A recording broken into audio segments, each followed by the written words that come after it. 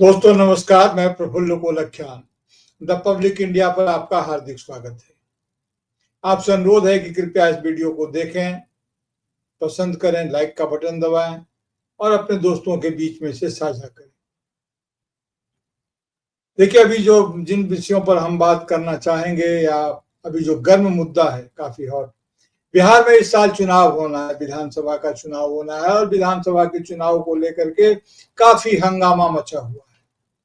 NDA जो अभी शासन में है, एनडीए जो सत्ता में है, यानी कि भारतीय जनता पार्टी और जेडीयू आदि मिलकर के जो अभी सत्ता संभाल रहे हैं, उनकी राजनीतिक स्थिति बहुत ही खराब है। ऐसा माना जाता है कि हर हाल में, हर कीमत पर भारतीय जनता पार्टी इस बार बिहार चुनाव को जीत लेना चाहती है और अपने मुख्यमंत्री अपने दल से बनाना चाहती है। इतना हुआ, सब कुछ भारतीय जनता पार्टी ने सारे दांव आजमा लिए, लेकिन बिहार में भारतीय जनता पार्टी अकेले दम पर कभी सरकार बनाने में सफल नहीं हो पाई। उनके नेता अभी भी टीस भरे अंदाज में कहते हैं कि अटल बिहारी वाजपेयी का सपना पूरा करना है इस बार, यानी कि भारतीय जनता पार्टी के ही किसी एमएलए को मुख्यमंत्री बनाना है। किसे बनाना है यह उन्हें पता नहीं है। मुख्यमंत्री का कोई चेहरा भारतीय जनता पार्टी के अपने दल में भी उभर कर सामने नहीं आया है। किसी नेता का ऐसा कद नहीं हुआ है भारतीय जनता पार्टी का जो बिहार के मुख्यमंत्री के रूप में अपनी दावेदारी को पेश कर सके, और पार्टी में भी यह स्थिति है। इसलिए जाहिर है कि वो नीतीश कुमार को छोड़ भी नहीं रहे हैं और नीतीश कुमार के बारे में यह भी नहीं कह रहे हैं कि वे उनके अगले मुख्यमंत्री होंगे कि नहीं होंगे। पिछले 22-23 साल से तो यही चल रहा है कि इधर नीतीश कुमार उधर सत्ता, तो इसलिए वे नीतीश कुमार जी को थामे हुए हैं। लेकिन ये शायद नीतीश कुमार जी भी बेहतर जानते हैं कि विधानसभा के चुनाव का नतीजा जो भी हो, उन्हें अगला मुख्यमंत्री नहीं बनने दिया जाएगा या उनके नाम पर सहमति नहीं बनेगी। और भारतीय जनता पार्टी में कोई ऐसा चेहरा है नहीं। बहुत कोशिश करने के बावजूद उनकी जो भी राजनीतिक जो उनका नैरेटिव्स होता है बिहार को लेकर के, वो सबका सब फेल कर जा रहा है। अभी वहां पर तरह तरह के बाबा लोग भी सक्रिय हैं, वो एक अलग कहानी है। लेकिन जो राजनीतिक रूप से हो रहा है, बिहार को हिंदू राष्ट्र का के जन्म की प्रयोग भूमि बनाने की बात बार बार कह रहे हैं। ठीक है कि भारतीय जनता पार्टी के लोग नहीं कह रहे हैं, लेकिन जिन बाबाओं को वहां पर उन्होंने प्रश्रय दिया है, उनके नेता लोग जिन बाबाओं को बुला करके बात कर रहे हैं, वे तो सीधे सीधे यही कह रहे हैं। बिहार के कोट अनकोट पागलों को संबोधित करते हुए कह रहे हैं कि बिहार में इस बार भारतीय जनता पार्टी की सरकार बननी चाहिए। अब जब अकेले दम नहीं हुआ, तो पिछले 11 साल के शासन में इस देश के लोगों ने देख लिया है कि किस प्रकार सभी सरकारी संस्थानों पर, संवैधानिक संस्थानों पर सरकार का राजनीतिक कब्जा बना हुआ है। प्रशासनिक कब्जा की बात नहीं, राजनीतिक कब्जा बना हुआ है। और वे जैसे चाहें, जिस तरह से चाहें, वे उनका इस्तेमाल करते हैं। उसमें कोई नैतिकता, कोई दुविधा, कोई संकोच, कोई लोकलाज, किसी के लिए भी कोई जगह नहीं है। न आजादी के आंदोलन का कोई ताप इनके भीतर है, न कोई नैतिक बोध है, और न कोई इस प्रकार की सलाह देने वाला कोई आदमी है। देखिए, पहले के जमाने में, बहुत पुराने जमाने में अगर बात न भी करें तो भी एक संकेत तो लेना ही होगा कि सिटीजन शब्द अपने आप में सिटी स्टेट से आया हुआ शब्द है। पहले जब ग्रीक रोम राज्य में जब सिटी ही स्टेट हुआ करता था और बाकी लोगों को उसमें वह अधिकार नहीं प्राप्त होता था, तो यानी कि जो मताधिकार है, जो वोट देने का अधिकार है, यह हर किसी को हासिल नहीं था। यह कुछ खास चुने हुए लोगों को हासिल था, कुलीन लोग, धनी लोग, शिक्षित लोग आदि आदि। लेकिन यह सार्वजनिक रूप से हर किसी को, चाहे वह किसी नस्ल, वर्ग, धर्म आदि का मानने वाला हो, और उसके आधार पर नहीं दिया जाता था। लेकिन जब भारत को आजादी मिली, तो भारत की आजादी के आंदोलन के समय में एक दोहरी आजादी की लड़ाई चल रही थी। और दोहरी आजादी की लड़ाई यह चल रही थी कि अंग्रेजों के शासन से मुक्ति का तो की आकांक्षा उस आंदोलन में थी। महात्मा गांधी, बाबा साहब अम्बेडकर, मान लीजिए जवाहरलाल नेहरू, और बहुत सारे लोग ऐसे थे, जो सरदार पटेल, ये सभी चाहते थे कि भारत की आजादी को जल्दी से जल्दी हासिल किया जा सके और अंग्रेजों के शासन से मुक्त किया जा सके। लेकिन उसमें एक चैप्टर यह भी था कि अंग्रेजों के शासन से मुक्ति के साथ साथ जो वर्णाश्रमी जो व्यवस्था है, जो जात पात की व्यवस्था है, जो छुआछूत की व्यवस्था है, उससे भी मुक्ति की आकांक्षा, कानूनी रूप से उससे भी मुक्ति की आकांक्षा भारत के लोगों के मन में थी।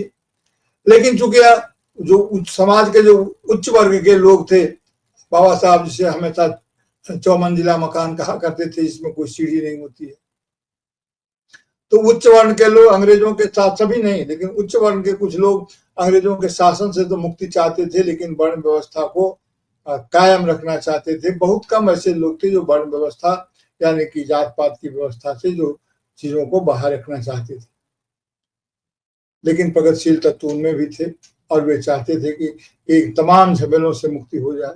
जब संविधान सभा में इस पर खूब बहस हुई, बार बार बात उठाई गई कि मताधिकार, किसको वोट देने का अधिकार किसे हासिल हो अगर डेमोक्रेसी हो तो।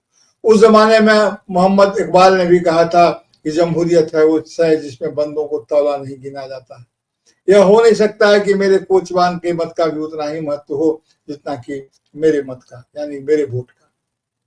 यानी कि वोट के पीछे जो विचार और जो दर्शन होता है वह एक नहीं हो सकता है, वह ज्ञान के स्तर से उसका महत्व होना चाहिए।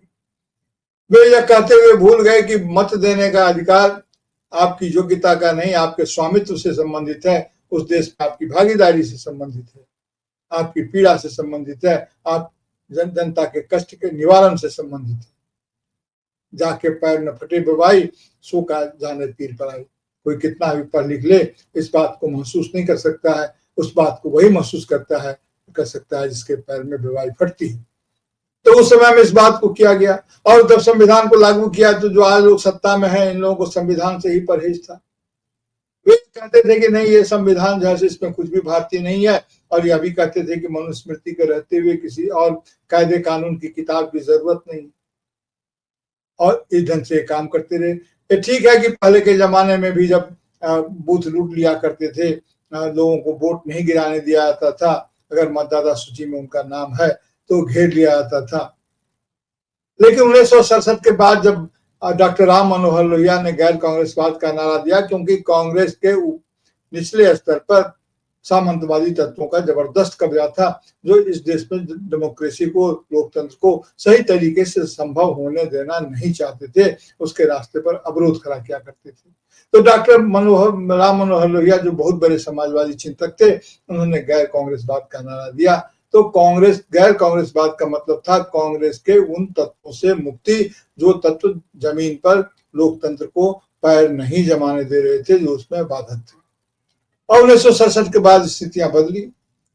अजय प्रकाश आंदोलन में जब इमरजेंसी, कांग्रेस में जब ऊपरी लेवल पर भी ये बात आ गई, और जब इमरजेंसी इस देश पर थोप दी गई, परिस्थितियां चाहे जो भी रही हो, लेकिन इमरजेंसी थोपी गई, यह सच है। और इमरजेंसी में क्या हुआ नहीं हुआ, लेकिन लोकतंत्र में लोकतांत्रिक अधिकार के हनन को लोगों ने बर्दाश्त नहीं किया और सरकार बदल गई, और वहां से इनकी वैधता शुरू हुई। अब ये सत्ता में है, और सत्ता में जब ये आ गए हैं तो इनका ये जो मनोरथ है पुराना, जो इनका टूटा हुआ जो सपना है, इनकी जो पहले की जो परियोजना है कि भारत को जो जिस तरह का ये गढ़ना चाहते हैं, सीधे सीधे तो आज ये नहीं कर सकते कि हम सबको मताधिकार नहीं देंगे, लेकिन इनकी कोशिश यही है कि सामान्य लोगों के मताधिकार को इस या उस बहाने से, दिस या दैट रीजन को सामने रख करके ये उसको खत्म करना चाहते हैं। ये नहीं चाहते कि हर किसी को वोट देने का अधिकार हो। अभी जिस तरह के जो दस्तावेज हर किसी के पास उपलब्ध हैं और सरकार के प्रयास से ही उपलब्ध हैं, जैसे कि आधार कार्ड। अब आधार कार्ड को सब जगह आपने नथी किया। अब ये कहते हैं कि 2023 में जिनका ये था नाम शामिल था, उनको ये सब देने की जरूरत, दस्तावेज देने की जरूरत नहीं है, लेकिन फॉर्म उनको ही भरना होगा। अब सवाल यह किया जाना चाहिए कि 2023 और उसके पहले जो नामांकन, जो मतदाता सूची में जो नाम दर्ज किए गए थे, वे किन आधारों पर किए गए थे, वे आधार कैसे आज इनवैलिड हो गए? अगर वे जिन आधारों पर किए गए थे उन आधारों को आज मान्यता क्यों नहीं दी जा रही है? सीधी सी बात है कि ये प्रोसेस अब एक्सक्लूजन चला रहे हैं। ये चाह रहे हैं कि मतदाता सूची से उन लोगों को नाम, अधिकतर लोगों का नाम किस तरह से बाहर हो जाए। यानी कि हमने मतदान के अधिकार को दबाया भी नहीं, लेकिन आप प्रक्रिया के अंतर्गत अगर नहीं आ पाए तो इसमें कोई कमजोरी हमारी नहीं है, हमारी कोई बदनीयती नहीं है। इस बात को सरकार दिखलाना चाहती है। इसी बात को लेकर के आज बिहार में इतना बड़ा हंगामा, इतना बड़ा बंद का आयोजन किया गया है। अफरा तफरी मची हुई है। बंद तो सफल है नहीं है, ये अपने तरह तरह के दावे होंगे, लेकिन बंद के पीछे के जो कारण हैं उन कारणों पर जरूर विचार किया जाना चाहिए। अगर इतने सारे लोग मतदाता सूची से बाहर हो जाते हैं तो यह देश के लिए ही नहीं, भारत के लोकतंत्र के लिए भी दुर्भाग्यजनक होगा। हमारे लोकतंत्र का स्वरूप बदल रहा है। हमारे यहाँ भी जब प्रजा थे ये अपने आप को राजा समझते हैं और जनता को प्रजा समझते हैं। हमें नागरिक अधिकार नहीं देना चाहते हैं, वे जिसको चाहे उसको विशेषाधिकार दे दें, सामान्य नागरिक को न दें। लेकिन हंगामा तो हो रहा है, लोग विरोध तो कर रहे हैं, प्रदर्शन तो हो रहे हैं, जो जनतांत्रिक जितने भी सारे उपाय हैं वो सारे किए गए, लेकिन चुनाव आयोग के कान पर जू नहीं रहेगा। अब वो टस से मस नहीं हो रहे हैं और बाकायदा वे कह रहे हैं कि भ्रम फैलाने वालों पर कार्रवाई की जाएगी। और कई बार तो कई तरह से भ्रम तो उनके ही घोषणाओं से, उनके ही विज्ञप्तियों से भ्रम फैल रहा है। अब सुप्रीम कोर्ट में भी यह मामला है। अब सुप्रीम कोर्ट में कल इस पर सुनवाई होनी है, ऐसा बताया जाता है। तब देखा जाए कि सुप्रीम कोर्ट इस संवेदनशील मामले में, जो क्योंकि अगर नागरिकता ही छिन जाएगी, जिन गरीबों को कुछ नहीं मिला इस लोकतंत्र में पिछले 75 साल में, उनको कम से कम एक बात था कि उनके पास वोट देने का अधिकार था, एक संतोष का आधार था कि हम सरकार में, हमारी भागीदारी है कि हम सरकार को बनाते हैं। उस जमाने में सुना कि किसी ने नेहरू जी से पूछा डपट कर या झपट कर, इसी बिहार में शायद, इस आजादी से हमें क्या हासिल हुआ, नेहरू जी से ही पूछा। ऐसी कथा है, कोई डॉक्यूमेंट में पढ़ी नहीं, लेकिन सुनी सुनाई बातें भी है, तो उसमें के मर्म में जो बात है वह महत्वपूर्ण है। तो प्रधानमंत्री जवाहरलाल नेहरू ने कहा कि इस आजादी से ही मिला कि आप बड़े शान से और डपट करके देश के प्रधानमंत्री से पूछ सकते हैं कि इस आजादी से आपको क्या मिला, आप सवाल कर सकते हैं। अब सवाल करने का भी कोई अधिकार नहीं रह गया। इसके पहले जो जिस तरह की कार्रवाइयां हुई है और सरकार का जो रुख और रवैया रहा है जनतांत्रिक मूल्यों के प्रति, वह तो जाहिर है दिन ब दिन अब जैसे जैसे इनके दिन नजदीक आते जा रहे हैं, वैसे वैसे ये ऐसी स्थितियां उत्पन्न कर देना चाहते हैं जिससे देश में भारी अफरा तफरी की स्थिति रहे, भारी विश्वासहीनता की स्थिति रहे और एक ऐसा हंगामा हम हर समय जारी रहे जो इनके लिए राजनीतिक रूप से मुफीद रहे, चाहे भाषा के नाम पर हो, धर्म के नाम पर हो, मताधिकार के नाम पर हो, संवैधानिक अधिकार के नाम पर हो, संविधान को बदलने के नाम पर हो, हर समय अशांति के रहना चाहते हैं। इस तमाम परिदृश्य में, इस पृष्ठभूमि में, इस संदर्भ में जो भी कह लें, सुप्रीम कोर्ट के कल के फैसले का महत्व युगांतरकारी हो सकता है। देखा जाए सुप्रीम कोर्ट इसमें क्या फैसला कर सकता है, क्या फैसला सुनाता है और आगे क्या कार्रवाइयां होती है। लेकिन एक बात तय है कि नागरिकों को इस बात को हमेशा सोचना चाहिए, हमको, आपको और समाज को इस बात को हमेशा सोचना चाहिए कि विवेक का शत्रु बन करके विवेकहीनता की स्थिति में कोई भी देश और समाज चल नहीं सकता है। हमें अपने विवेक का इस्तेमाल करते हुए इन तमाम चीजों पर गौर करना चाहिए कि हमारे आसपास जो कुछ हो रहा है, जो कुछ बदल रहा है, उसमें बेहतरी की क्या संभावनाएं हैं और बदतरी की, खराबी की कितनी आशंकाएं हैं, हम किस दिशा में जा रहे हैं। इस पर आप भी सोचें, तमाम लोग सोचें, एक नागरिक की तरह मैं भी सोचता हूं, हर किसी को सोचना चाहिए। मुझे तो नहीं लग रहा है कि किसी बेहतरी की दिशा में हम कदम बढ़ा रहे हैं। उम्मीद बहुत थी, लेकिन ना उम्मीदी का पहाड़ हमारे उम्मीद पर बहुत की तुलना में बहुत बड़ा है। तो आज के लिए बस इतना ही। नमस्कार। आपसे अनुरोध है कि आप इन मुद्दों पर सोचें।